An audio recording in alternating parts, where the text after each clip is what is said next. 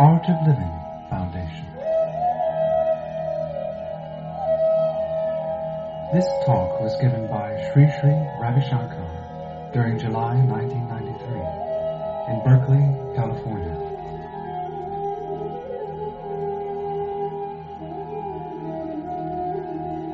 The recording of this talk that you are about to hear has subsequently become known by the title, No Conflict Between Paths.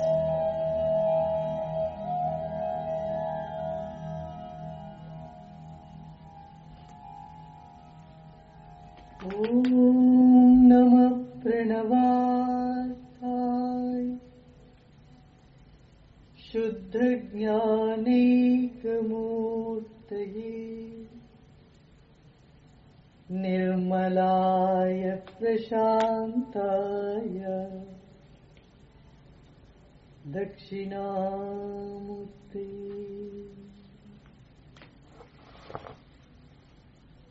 Gurave sarvalokanam bhishaje bhavaroginam nidhaye sarvavidyanam dakshinamurti.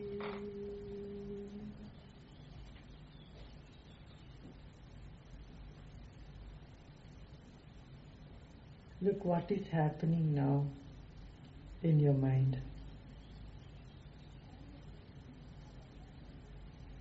Are you listening or are you talking?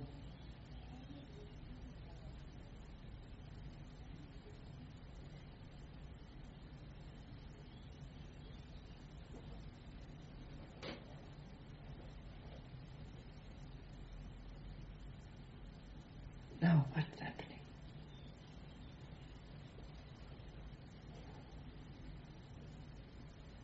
What is happening?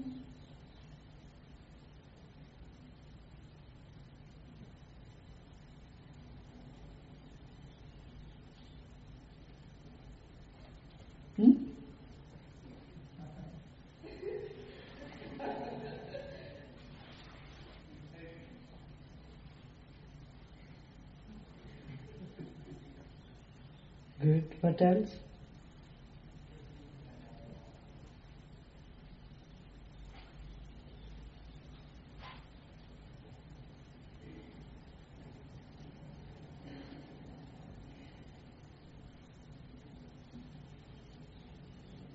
What is happening?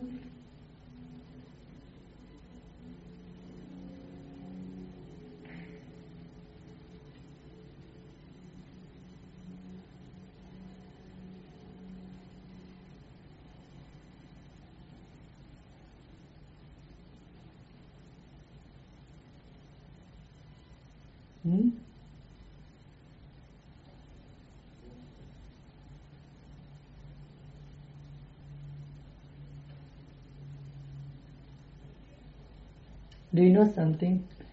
Whatever you asked me, you have several requests. Do you know you already know about those subjects?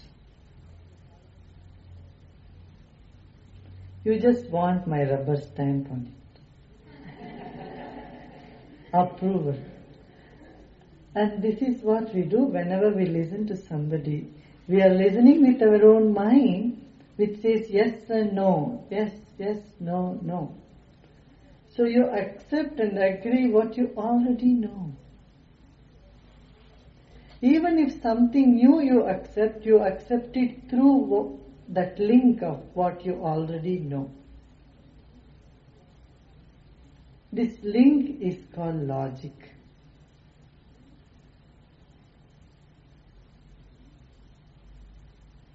See what I'm saying?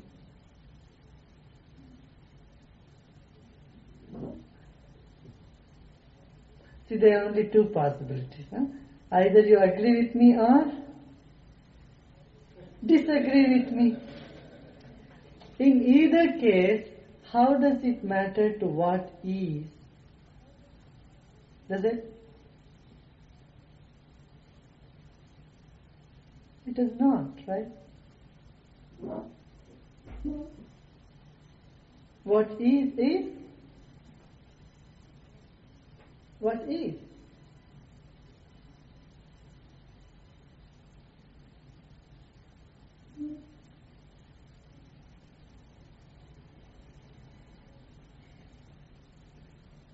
Most of our conflicts arise out of our explanations, our fears, our non-acceptance, lack of awareness. Isn't it?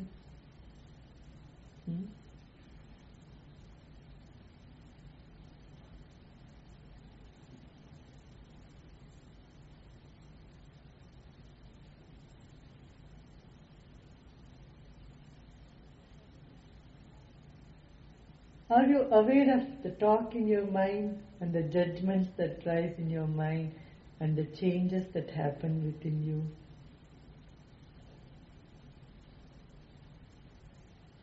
This is what I am here for you, to make you aware of what is happening inside.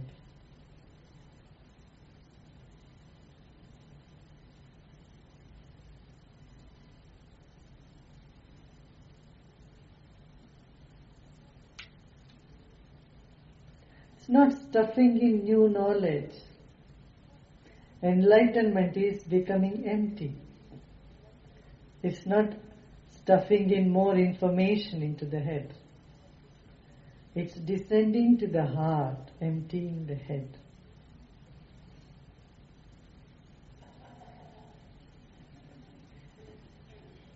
Living from that level of innocence, from your heart. And that is what in every moment. All that is, every moment, every moment.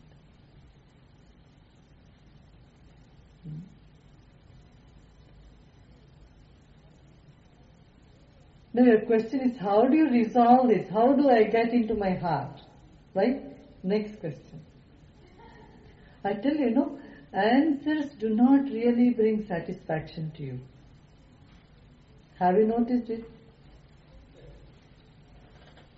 Answers produce many more questions. Those many more questions want many more answers.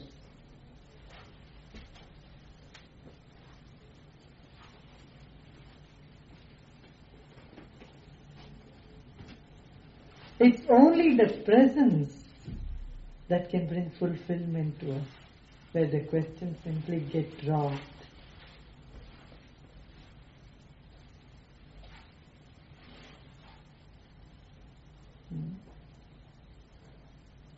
In ancient days they used to say, Sanskrit, anuttaro bhava, means be answerless.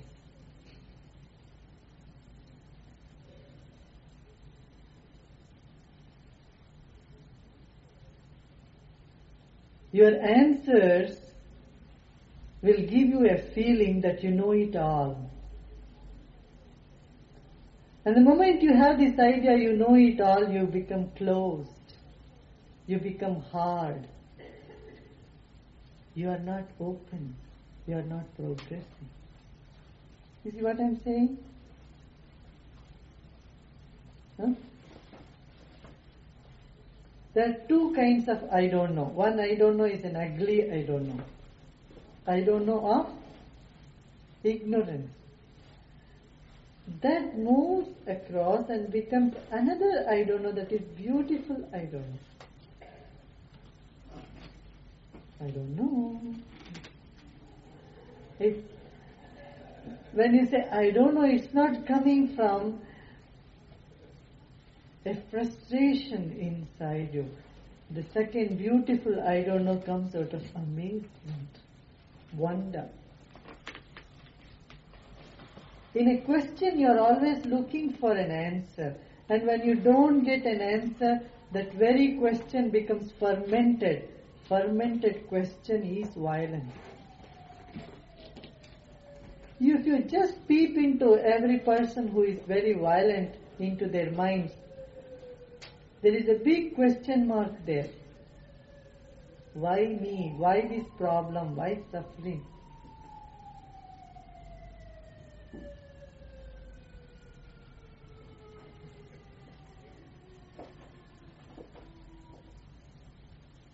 Do you see what I'm saying? frustrated person inside him is a big question mark. A fermented question is the cause of violence, of roughness, of anger, frustration. And the same question can be transformed into a wonder. What is wonder after all? Wonder is a question for which you are not looking for an answer. Isn't it? Huh?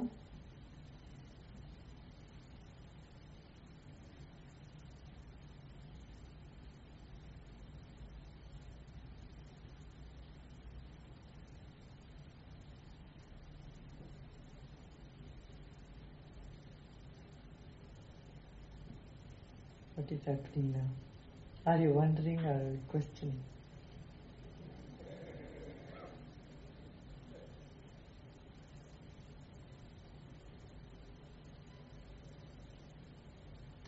I'm not saying questioning is bad or should not be done. I'm just telling you this is such. You don't have to make a concept. I'm not saying you should never question. No, everything has its value. Trust has its value, so also doubt. Do you see that?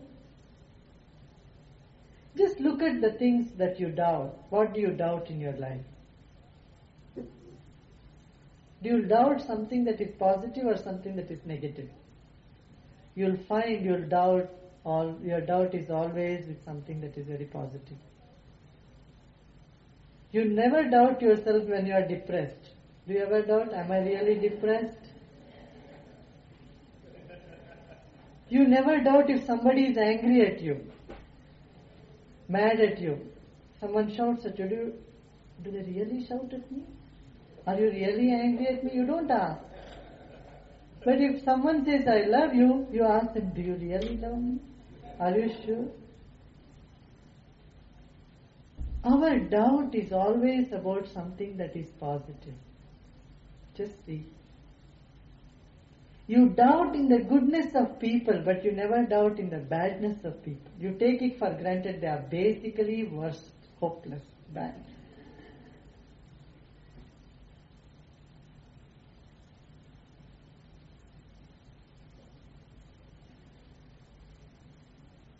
Three types of doubts arise in you. One, you doubt yourself, and you doubt in people around you, and you doubt the existence of divinity, something beyond your physical comprehension. All that we believe is in what we see, the physical that is around us. And we have this system in a belief system in our mind. We think this is it. This is the ultimate. It is not. Do you know there are 50,000 types of bacteria in your intestine? They are being born 50,000 types, and each one has millions of their population. Millions.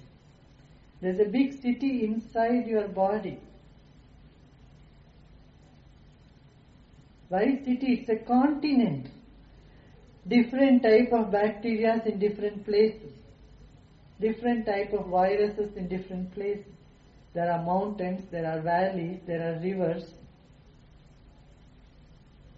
There are growing trees, fungus and all. Many things are there inside you. A miniature universe. In ancient India, that's why body is called Pura, means a town, a city.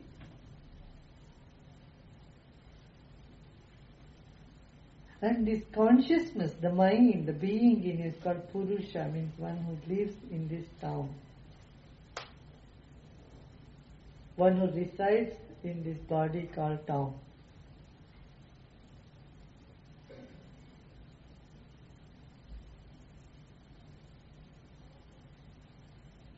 Do you know more than 70% of our body is fluids? Just water, liquid.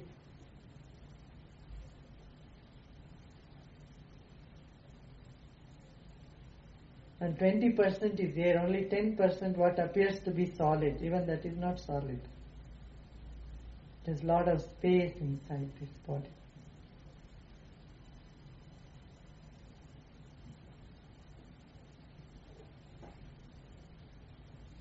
What is that we believe now? What do you trust? What you don't trust? Do you trust your mind? Do you know what it says today, how it feels tomorrow, how it can feel day after tomorrow? Can you guarantee? Actually, there is no insurance for your feelings.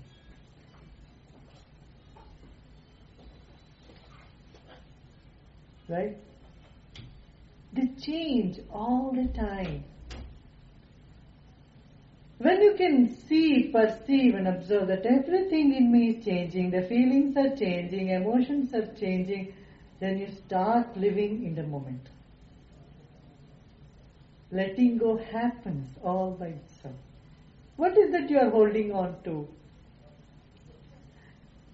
You are not holding on to something very big, you are holding on to some small thing. And if you decide, even if you decide that you are going to hold it on forever, it is not possible for you, I tell you.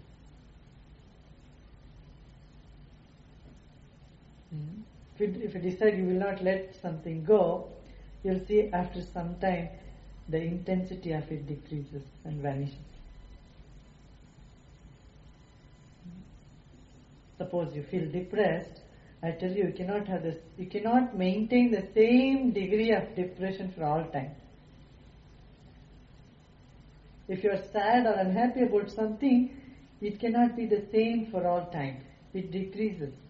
By the time it decreases, you find some other reason to be unhappy. So your feelings, these emotions, anger, depression or happiness, everything comes in waves. And in waves, and in waves.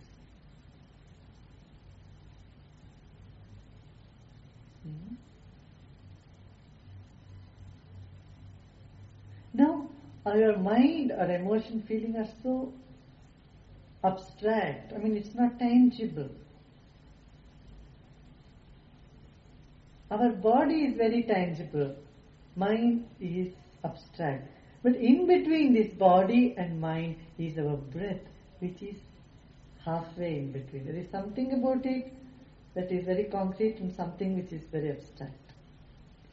Through the breath, it is possible to cleanse the whole system and have a say on the mind. Effortlessly.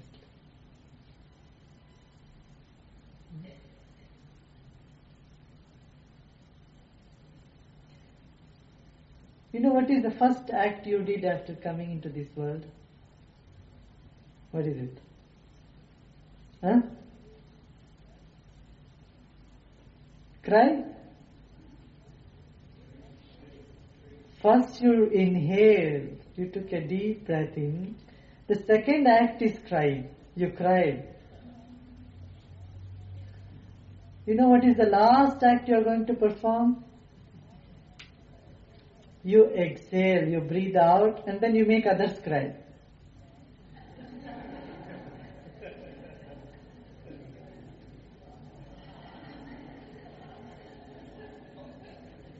So when you took a breath in, you cried and everybody laughed.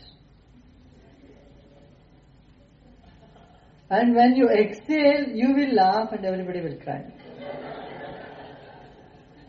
In between this first and last act of life, the whole life we have been breathing in and breathing out, breathing in and breathing out. Either we are crying or make others cry. But we are not aware of it. You see what I'm saying?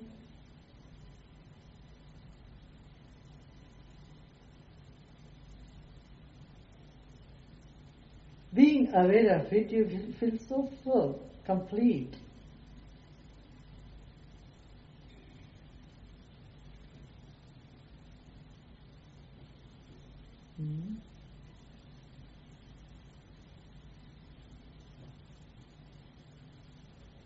That is trust. The completeness spaciousness in you, confidence in you. If you can trust yourself, then you will trust your environment, people around you. And the trust in the infinite, in the divine, spontaneously happens. It's not an effort. I tell you, you can never bring trust by your effort. It's impossible. It's the vibrations in you, it's the energy level in you that brings, that health in you that brings the trust. A courageous, brave person can trust. You know, courage means what? Strength, isn't it? Physical strength you call courage, you call strength. Power of the body you call strength, I'm strong. And same mind is when it is powerful, you call it courage. And the combined effect of both these sinks into the feeling level and you call it trust. Doubt is a disease if it is with the positive. Doubt in the negativity in people, in yourself. Doubt in the incapability of you. This is okay. This is what I'm saying. Will I be able to do it or not? Is it possible? Will I ever be able to be happy? Will I ever be able to be successful? All this self-doubt. Will I ever get enlightened in this lifetime at all? Self-doubt should be there with the negativity of in you. If you get mad, you doubt, am I really angry? No, it's just something.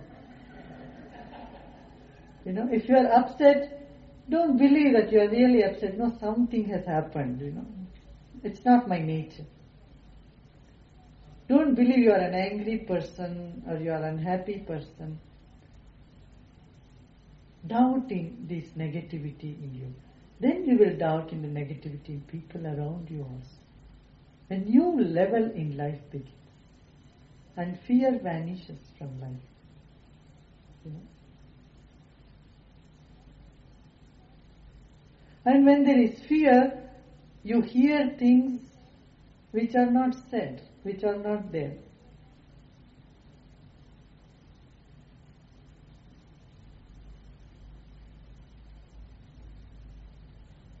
Do you see that?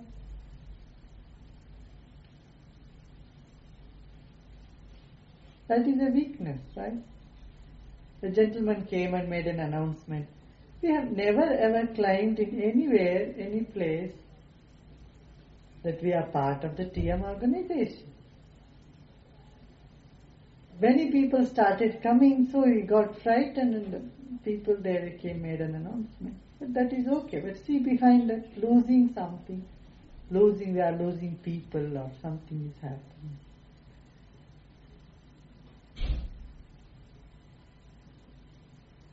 This fear in us, about anything, is just lack of energy, vitality in your system. Doubt. You doubt.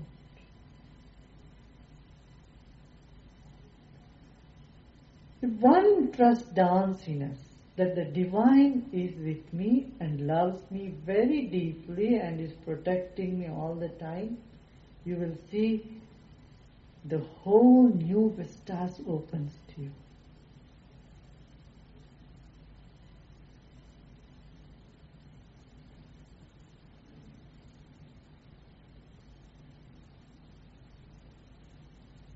You'll give a chance for miracles to happen in your life. That's why Jesus said, faith, have faith and it shall be done to you. It will happen to you.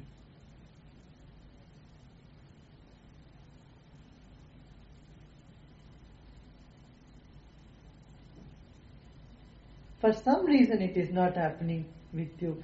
Trust is not happening. You feel hollow, you feel little uncomfortable. There comes the pranayama, breathing technique, kriya, meditation. All these things comes to your help.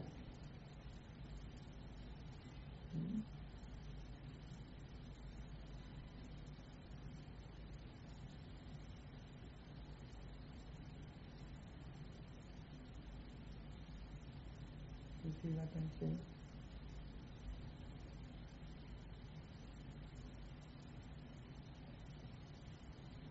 Why there are so many different paths? Why should there not be?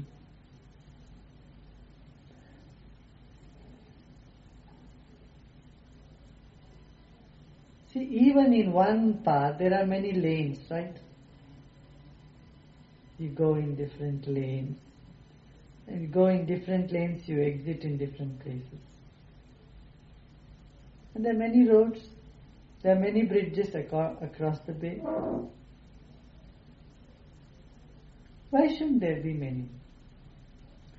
You choose one and move on that one. And if you find you are stuck in some one path or there is a big traffic jam, then you take a U-turn, go around in another road, move on. But I tell you, there is no conflict between the paths.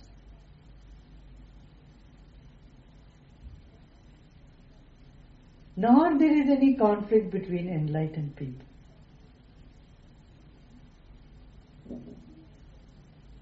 The conflicts are there because mind is complicated. And it is good to have one path and move in that direction for quite some time.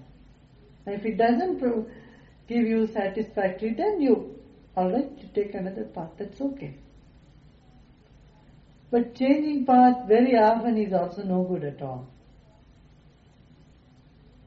It's not like going to a psychic fair, having a shop there, a little bit expo. What is that called? Expo? What is it? Huh?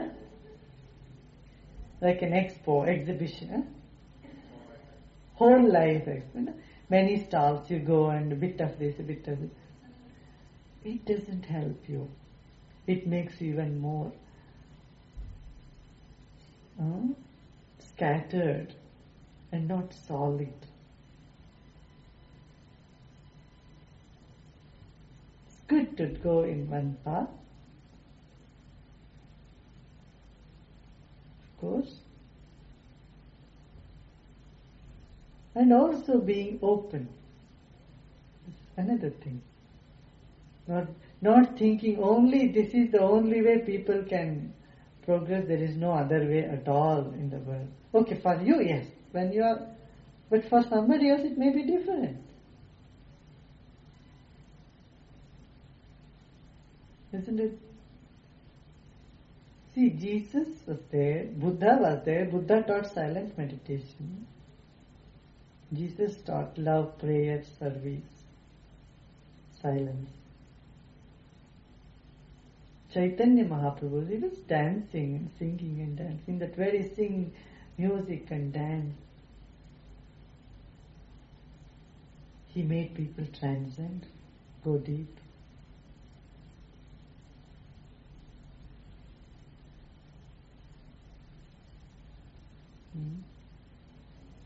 There are many, many, many paths, and that makes the world more beautiful.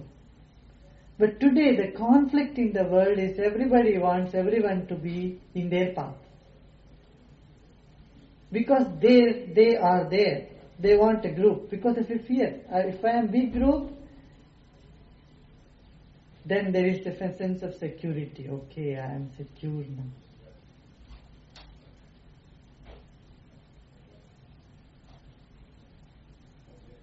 A Muslim wants to convert everybody into Islam. So the whole world is Islam, then he feels, there's a lot of support for me. A Catholic wants everybody to be Catholic. The whole world, others are suffering. This is the only way. Like this, every different religious people, they think their path is the only salvation, only path.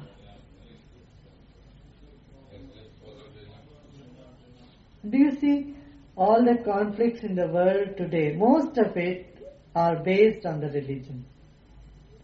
And religion teaches love, brotherhood, completely opposite, isn't it? Huh?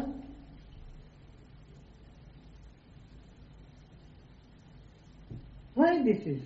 Have you ever thought about why this? Whether it is in Bosnia, it's in Jerusalem or anywhere else, all the conflicts is between the religion, identification with religion. I am this religion, I am this. No? Smallness of mind. I tell you, you own the entire creation. All the wisdom in this world, all the knowledge in this world, all the love, all the people of all races, cultures, everybody belongs to you because you belong to divine.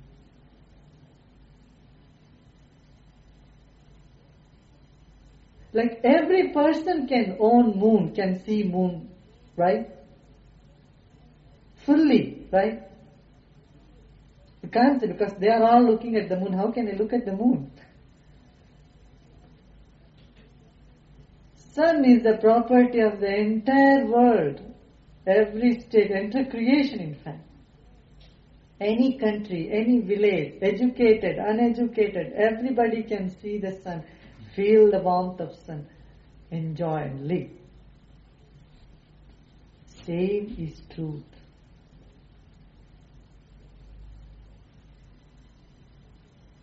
From whichever window the sun comes, it is fine. See what I'm saying? So own the whole creation, all that is in it. Owning this, you do one practice, walk on one path, have one place where your heart opens up. Why it's always said, have one master. Jesus also said, I am the only way. And every master says, be with one master. You know why? It helps your mind which is wavering to focus and to pray deeper. And to feel that connection. Okay, here is the trust, here is the heart can flow in this way. When it happens that way, then you can't but love everybody. The love flows in all directions to everybody. That unconditional love, that is peace. That peace is in fact very small. Love is great value. When there is love, you don't even mind for peace. Who cares for peace?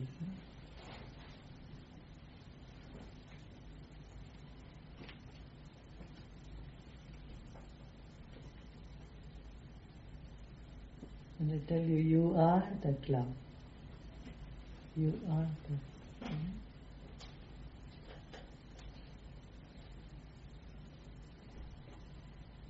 Oh, there are many questions here.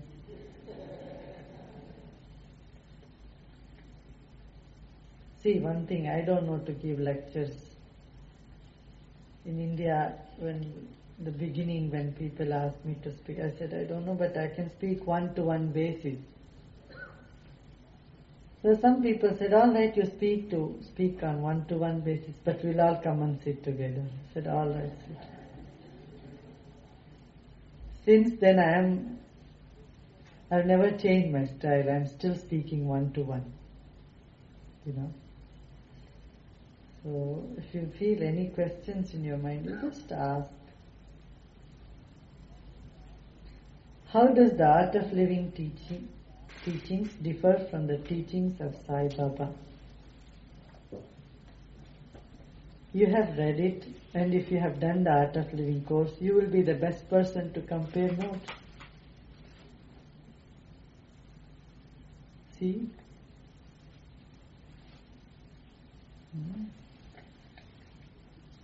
And if the Kriya and Pranayam you learn here, if it aids your progress, if it aids to your devotion and opening of your heart, and you have fulfilled the teachings of whatever you have studied, right? Can you mention anything on earth changes, especially in the Bay Area?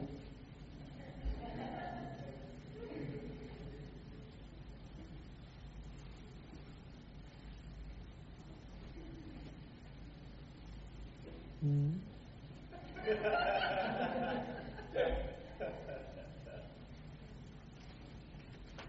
You know, it has brought a different quality to life in California. Do you know the reason of it? This is somewhere the sense of uncertainty.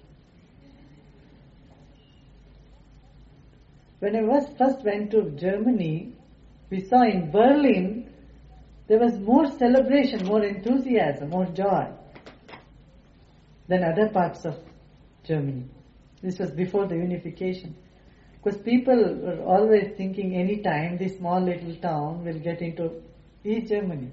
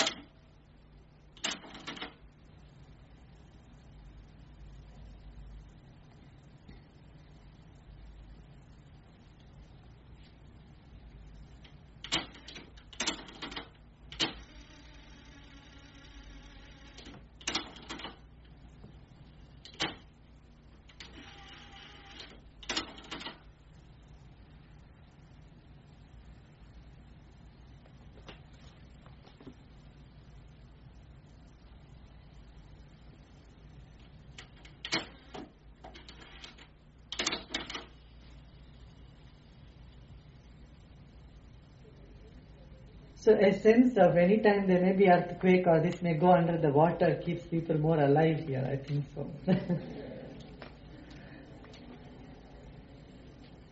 But don't worry, nothing to worry. If each moment is perfect, should or could life be lived without preference?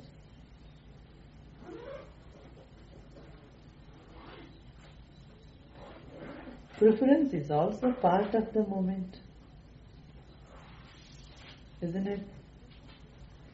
Preference is a natural flow, isn't it? It's nature of life. Suppose if you are asked to be in a room if you are given a choice, okay, this is a room, you can be here, but it's very smoggy and very smoky. This is another room which is more with the fresh air. What you would do? Naturally go into the room which has good air, fresh air. If there is a choice at all, it is not between good and bad. It's between bad and worse.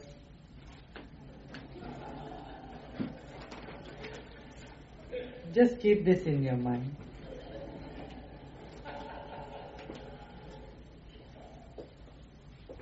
How does a person rid themselves of limitation, especially self-imposed ones?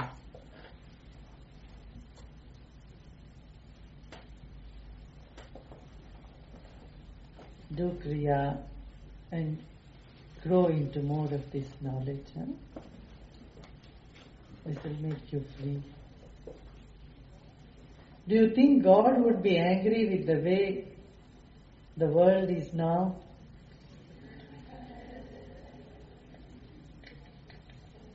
How can he afford to be angry? It's all his own making.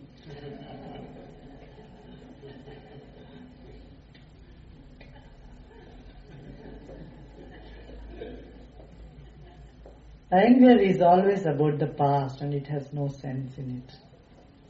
See, you're always angry about something that has already happened. When it has happened and passed away, being angry, it's foolishness, right? And whatever is in the present moment is inevitable. You have to work through it. And if you are angry in the present moment over anything, It doesn't solve your problem, it complicates the problem more. So it's useless to be angry in the present moment. Anticipating something in the future only causes fear, not anger. If it causes anger, even that is stupidity. So anger really has no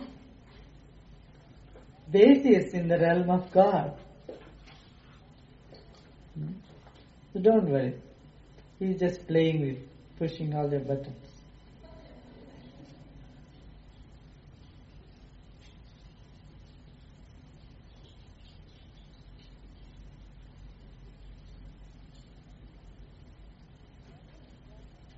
How do you regard the master teachers of the past, or Jesus, Buddha, etc.?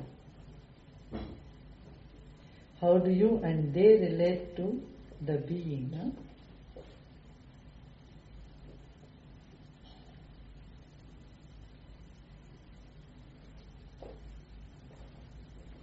You know, mind or consciousness is nothing but energy and intelligence. And energy does not die. Mind does not die. Consciousness does not die. It permeates, becomes like atoms and molecules. It's all over the place. And when your nervous system becomes more and more refined, when your consciousness changes, the same consciousness, same knowledge flows through your very body.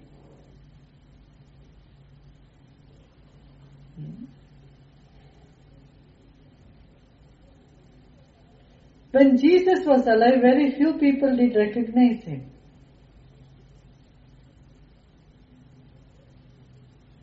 Very few. Others were questioning him, court-martialing him. Even those few who were close to him denounced him. Their trust was not so deep. They left him and ran away. They denied their connection with him. Fear of authority. But when he was gone, then everybody dawned. And this has been the case in the whole history. People glorify the past. They build monuments for people who are dead and gone.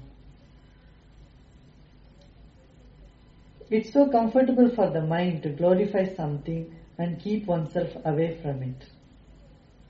When Krishna was on this planet, not many people really accepted him as divine.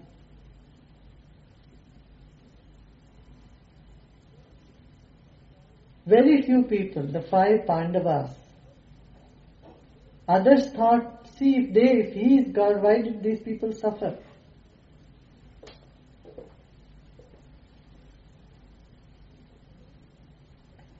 Same thing with Buddha, but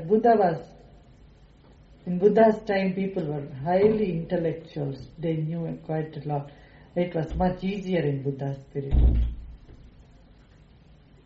Thousands of people could recognize the silence, the divinity in Buddha. Of course, in later years. This has been the nature of mankind. The mind, our mind has certain nature. It either glorifies the past or promises great future to you. The communists always, they say the whole past is rubbish. The future is very bright. We are going to give you a golden future. And see what golden future they have given. And the so-called religious people, they always say doomsday is coming. Everything is going to be very dark. Man has fallen from grace. The past was so glorious, so great. Today is hopeless. Tomorrow will be worse. They all miss the boat. They both are drowning. They both do not see the reality. They don't see the divine as their father, as the sustaining power, as something that is living. A power that is so caring and so loving, and that is in you, the depth of you, and every moment, everywhere.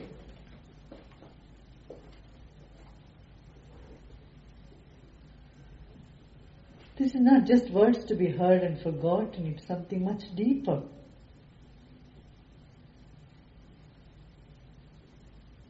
See what I'm saying?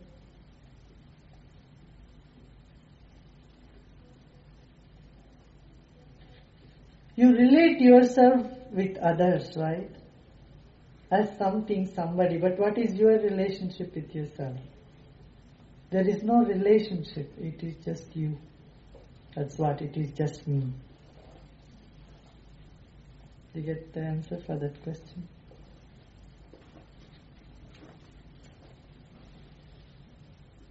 Is the need for attention an illusion? Look, a need is a need and it is happening, right?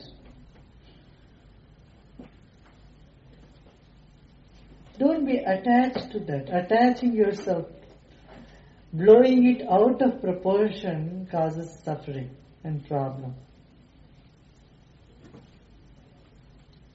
The need for attention is there because you do not know yourself. When you don't know your good qualities, you want others to praise you. You know, one who is not confident about their beauty, they ask others, am I looking beautiful? Am I looking alright? Because one is not sure about himself. Right?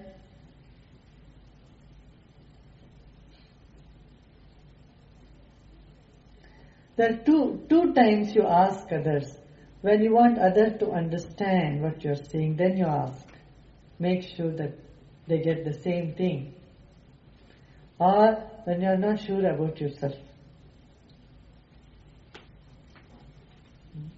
Can you talk some on developing the ability to trust?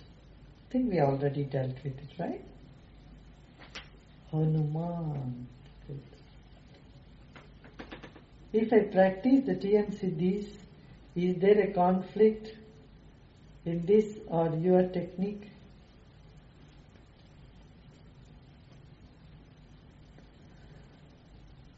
This has no conflict, especially pranayama and kriya. It enhances your meditation, and if you are doing TM Siddhi, from our side there is no conflict. You can do it.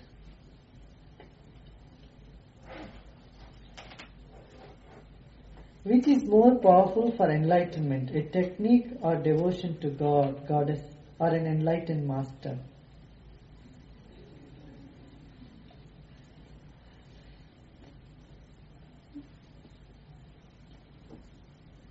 What do you think? It depends on what you think and what you want to believe.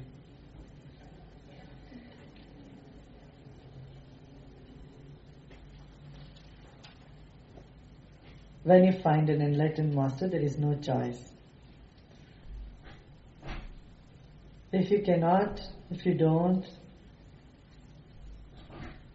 then you can look for a technique or a personal devotion, something.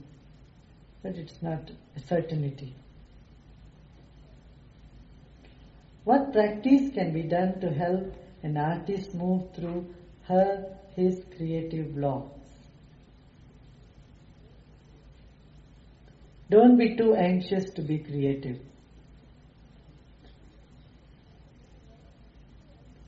When a writer is too anxious to write something, he cannot write. Have you observed this? Same thing with an artist. If you are doing an art just for competing, because so and so did a good art, or to make money, I tell you, your art will not be of first grade. Don't you think so? That very anxiousness blocks the creativity. Be calm, relaxed, and it will happen by itself. Because creativity comes from somewhere deep within. Right? A poem comes, it just springs. So just wait for it. And rid your system of all the tensions, worries, then it will happen.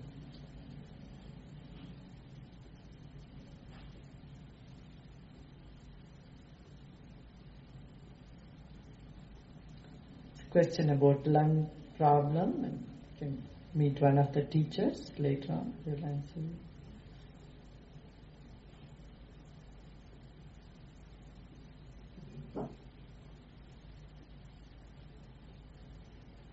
Many of these pains, sciatic pain and other things, can be rid by doing pranayama and kriya.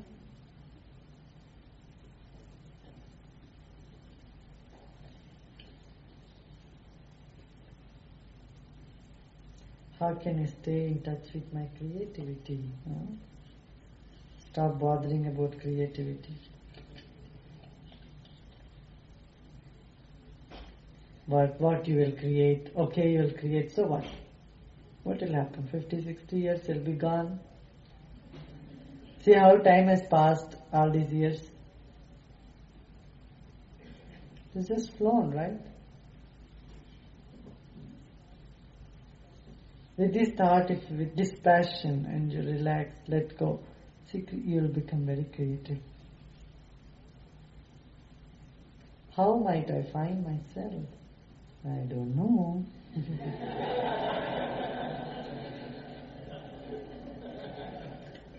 Please comment on the value of astrology.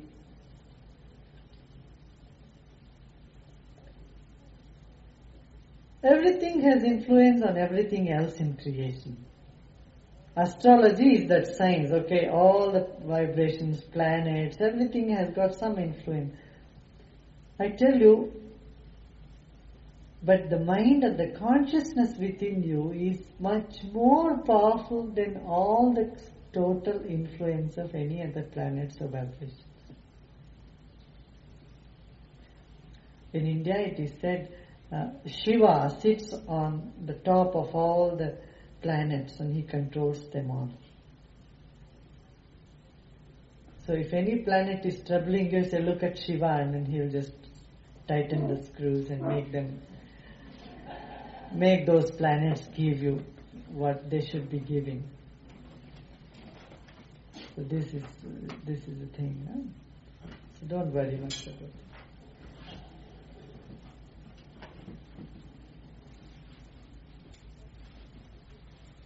If a person has meditated, one pointed on enlightenment, out after 20 years, still does not have awareness of his or her enlightenment, is this due to a person's karma or lack of devotion or what?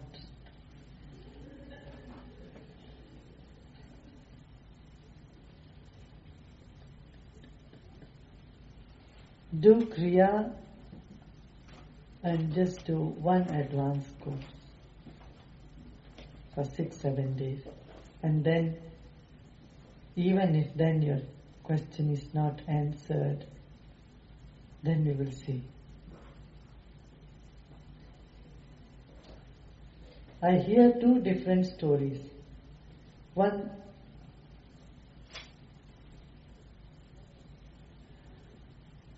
that Maharshi gave you his blessing to go and teach and be affiliated with the Transcendental Meditation Movement. Two, that you are not teaching this with his blessings and should not be considered part of the TM movement.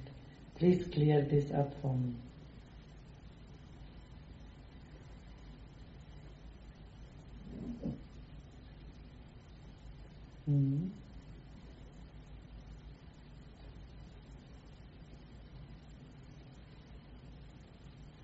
It is very clear this is not part of TM movement. We have never claimed in any literature or anywhere this is separate. This is not at all, it's nothing to do with the TM movement. That does not mean that it is in conflict with anything. It's very simple.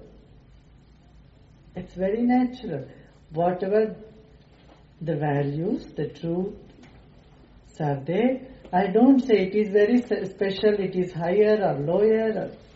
No. Remove all these stickers. Remove all these labels. See the truth as it is.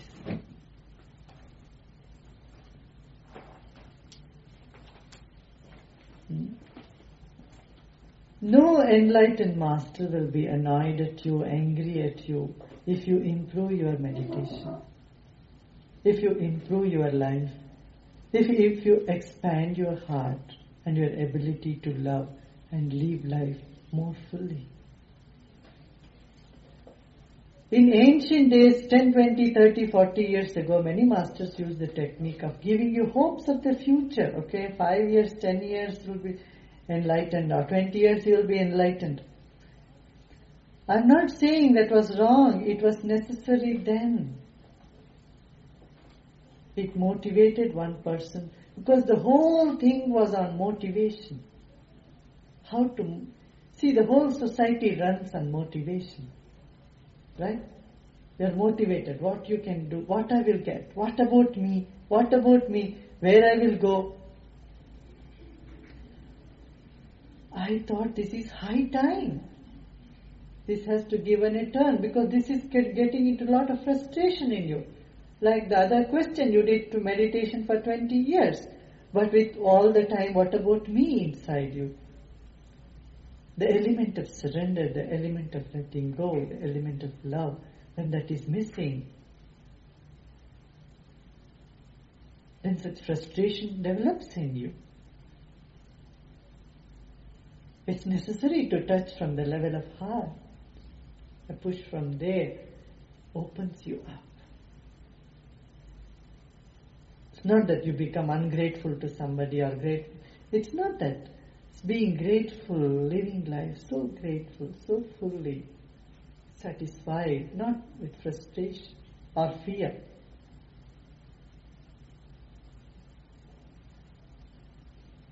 That is the approach that is happening with art of living. You see that?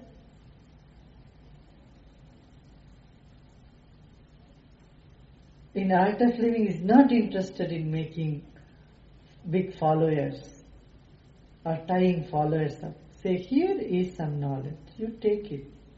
Go ahead, move with it. If it helps your life, it's beautiful. Though it is the same tradition, the Shankara tradition, but it's nothing to do with the TM movement. Because the very approach is different. TM movement is, their approach is tomorrow, in the future. I am saying now, present moment.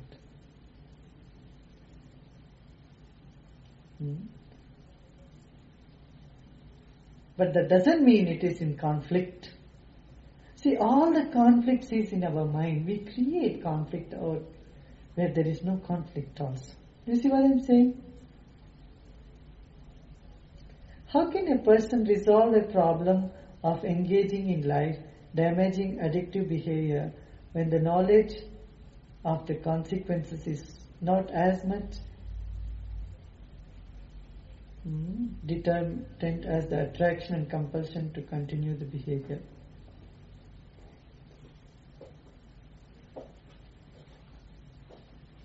I tell you one story. There were two enlightened masters living across the streets, and they had their own little hermitage. One was on top of the hill, another was on the bottom of the hill, just across the road. So when people, before going to top of the road, would come to the ashram which is in the bottom and just ask about them. What is the other ashram? What about the other ashram there, up above?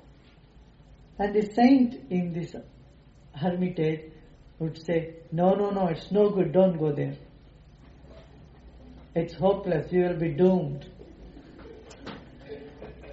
You'll ruin yourself, never go there. And one person went up. He was brave enough. Said, okay, let me see. And he's saying that, let me see what happened. He went up and stayed with the saint for a while. And then found it was so wonderful. And he asked me, why that other saint down the hill is all the time blocking people and cursing us? Saying wrong things about us, I can't understand this. So this saint on the top of the hill said, okay, truth will never be revealed to strangers. Why don't you go and be with that saint for some time and find out? So this man came down the hill and stayed with the man on the street, on the other side of the road. For a while when he stayed, for a year or two, then he asked him the question, why you are all the time telling people not to go, asking people not to go there and blaming them? Then this man said, he is my teacher. He asked me to do this.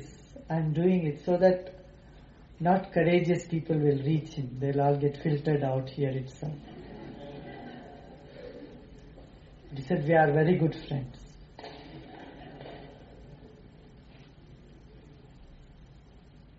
The ways of masters are mysterious, mischievous, and in many ways has a lot of fun. And only those who know. Those who do not, they do not.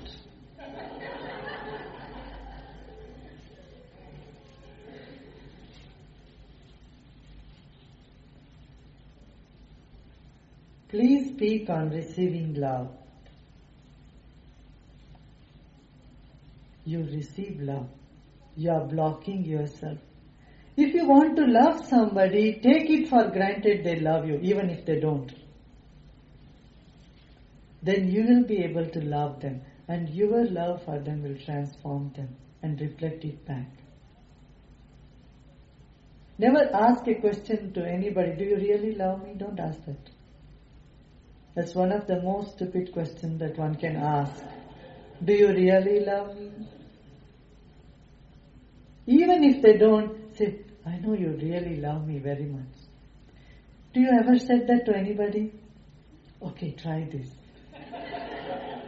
See, someone hates you very much, dislikes you. Just go and tell them, I know you like me very much. I know you love me. I don't believe in this is all you are acting. You really love me. You go on telling them. If they hear 10 times from you that that they love you, that's what you perceive, their whole mind, attitude, everything will change. I tell you, love only reflects. And when you love, that love reflects back onto you. And that is how you can receive it. Huh?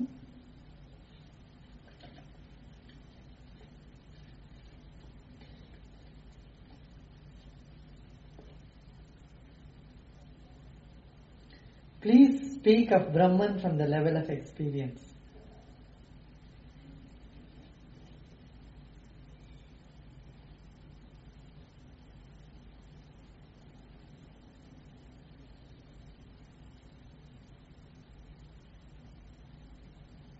Did you get it?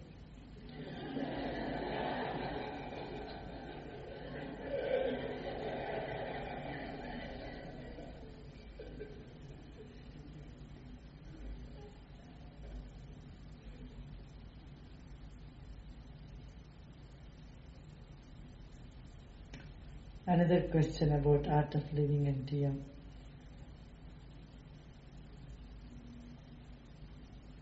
I think we have dealt with that already.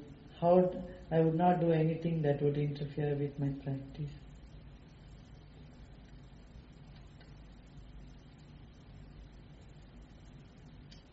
Yeah, I would not recommend to you anything that would interfere with your practice.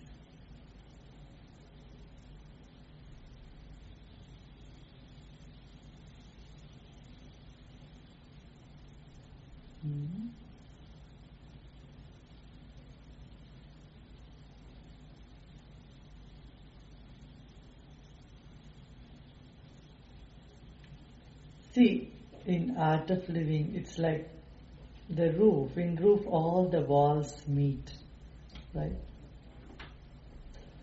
From the side of walls, they all appear completely different, separate. but with the foundation. Well, you have done some practice for 20 years, done meditation here.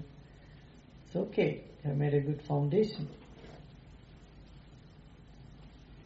You have disciplined yourself, that's fine.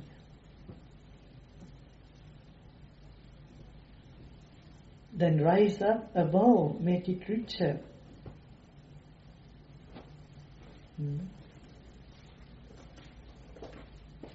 From the space of love, from the space of service, from the space of joy.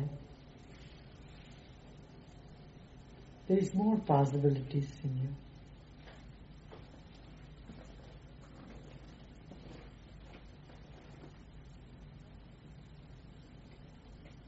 And you can continue your practice.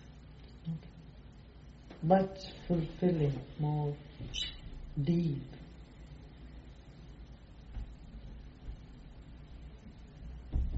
Another story and we'll conclude.